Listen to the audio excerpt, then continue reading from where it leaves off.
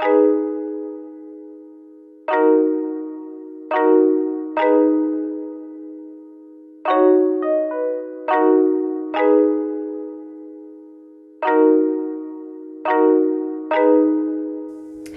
guys, and welcome back to my channel. So today I'll be talking to you about my experience during my placement, both placements for the first year and the second year, and I'm going to try and give you some tips on how to have a successful placement in both years. So my first placement was within a community mental health team.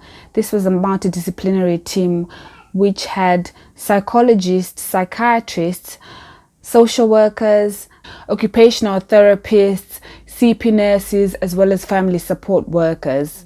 After finishing my placement application, I received a phone call from my potential practice educator. And the practice educator is someone who supports your learning during the placement, and they're the ones who have a recommendation whether you pass or you fail your placement. So they're kind of like your supervisor in a sense. And the practice tutor who works for the university but is an independent person who makes sure that your practice educator is meeting your learning needs and is also teaching you the right amount of stuff that goes in line with what the university wants you to learn. When I received my phone call from my practice educator, he called me in to go for an interview just so that I would have a more in-depth clarification of what sort of service they are. After this interview, they kind of make a decision whether they want to take you on or they don't want to take you on. So I went to the interview and I took my DBS as well as my placement application. So within your placement application, there's different learning needs that you write down, and you also take your professional development plan. You go through all the learning needs that you want to achieve during your time in placement. I would suggest to you is make sure you learn your professional development plan by heart. Sort of just know what you want to learn when you're in this placement. Don't go there and then be shocked when the practice educator is asking you, so you discuss this learning need, what do you think? It's not a scary experience, it's just a general normal interview. It's not like they're trying to catch you out, but they want to see if you know what learning needs that you may need or require during the course of the placement, and if you also know what you need to learn in regards to your PCFs.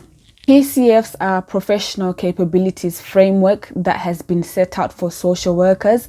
This will be your Bible for the rest of the 2 years and into your career, because these are standards that professionals have to follow. So after my interview, I was lucky enough to also meet my team manager, and I was introduced to some of the staff members that were already on duty that day. So I met a few people.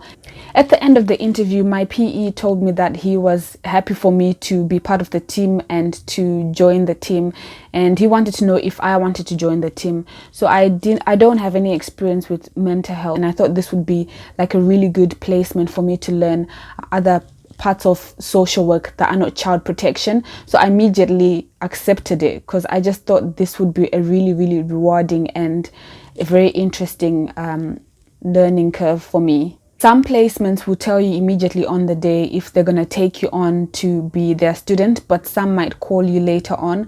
But I don't think that's something you should be nervous about, because it just depends with how they operate. From September to January, university is generally training you and prepping you for placement. Before I went on to placement, we did the law module, which was very helpful because you learn some law that you're going to use on placement.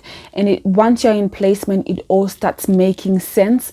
When you were doing it before, it's a bit complicated because it doesn't really make sense. It's just a bunch of laws that you have to learn, and they're a bit tough to understand, some of them. But if you just put a lot of effort into it, when you're now on placement practice, you'll be able to understand how each law can be used. When I started my placement in January, I had attended placement for 3 days a week, and 2 days of that week I was in university. During placement, I was able to work with different service users who had different needs. Initially, it's very daunting working with clients who've got mental health difficulties, because you're not really sure what to say or how to react or how to act.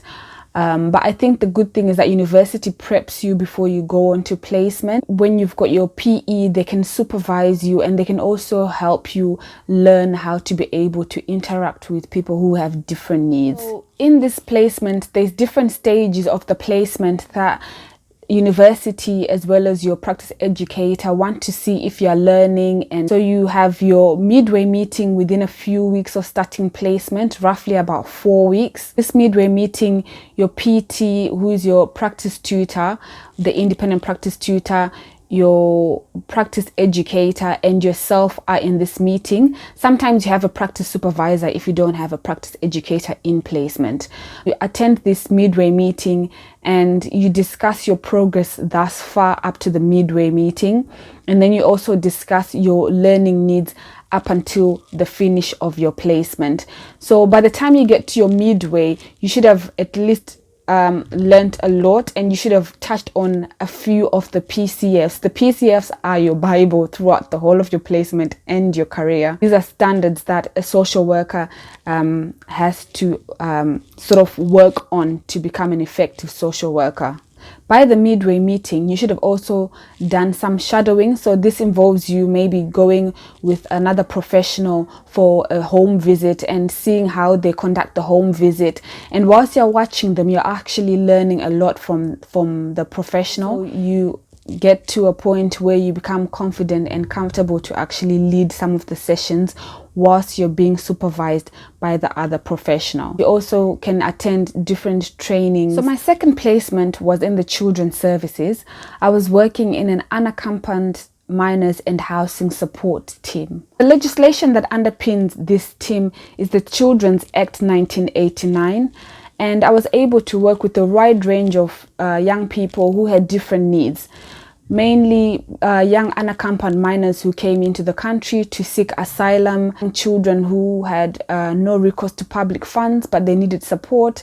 Similar to the first placement, I also attended an interview with my practice educator, and I also met the team manager and was able to speak to them and get to know them during the interview, get to know more about what the team does and the different capacities that the team works in. I really felt like this was a unique experience, as this is such a specialized team, so I really wanted to work with this team. So this team that I worked in was a smaller team and just a few staff members. I think there were about 6 social workers and 1 family support worker. So it was a very small team. The thing that I enjoyed about this team is that I was able to work with each team member and just get to know them and see the way they work and just gain knowledge from them individually as well as collectively. So this placement was also interesting because it's working with children who have come into the country, they've got no one else and they want support. You sort of have to build a rapport with those young people and just support them through their journey of applying for asylum and all the different things that they're going through. And I felt like it really touched my heart and really spoke to me, and I could see myself working in a team like this in the future. Some tips on preparing for placement, like practical things that you need: equipment, you need a planner. This is the best way to organize yourself and plan your time. I was fortunate enough that I received this planner during induction week in university, so I didn't have to buy one. And in this planner, I was able to put my appointment dates with my service users, and just to plan my life around university and work as well as placement. So make sure that you get yourself a planner. It's the best thing that you ever have throughout the 2 years or however many years you're going to be in university. So the other thing I would recommend for you to do, once you receive all your module information and your exam and assignment dates, just make yourself a little table that shows like the different dates of the assignments that you have to do, the amount of assignments and portfolios, the time it's due, and then just a section just to tick when you've completed each task. So this helps you to organize your whole year, because you know when assignments are due, you know when your portfolio documents are due, your whole year is organized. You're not like waking up and thinking, oh my gosh, I've got an assignment due in 2 days or in 2 weeks. I like to plan myself. I think it's probably from my events management experience. So it's more, I need to be organized and plan myself, because if I'm not, I'll just be confused. I'd also recommend for you to buy a folder. So you can get this folder from Ryman, and they give you a student discount as well. I think I bought mine for like £4 and I bought 2 of them. And you can put all your information in there, your portfolio stuff, all the bits and pieces and paperwork that you're going to be using for placement. You can put that in there just to get yourself organized. I'd also recommend you to have your PCS, KSCs and SOPs printed out, because you'll be referring back to these as you go on placement and complete your portfolio documents. Okay guys, I've come to the end of my video, so thank you for watching, and if you've got any questions, leave them down below in the comments. Subscribe to my channel and click the notification button so that you can see the next videos available. Thank you, and see you in the next video.